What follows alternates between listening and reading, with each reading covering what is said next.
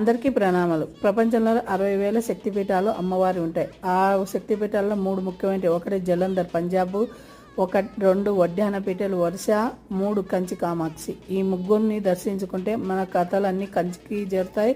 అమ్మవారి అనుగ్రహంతో మన జీవితం అంతా 60,000 చేంజ్ ఉన్న శక్తిపీఠాల దర్శనం దక్కుతుంది. అద్భుతమైన దర్శనం ఈ జలంధర్ అమ్మవారి. అలానే గిరిజాదేవి, ఈ గిరిజాదేవి శక్తిపీఠం కూడా ఒక జంతువును చంపుత రూపంలో ఉంటుంది. ఎంత అద్భుతమైన చూడండి, ఇక్కడ ఎంత అద్భుతంగా ఉంటుంది అమ్మవారు. వడ్డాన పీఠ నిలయ అంటారు.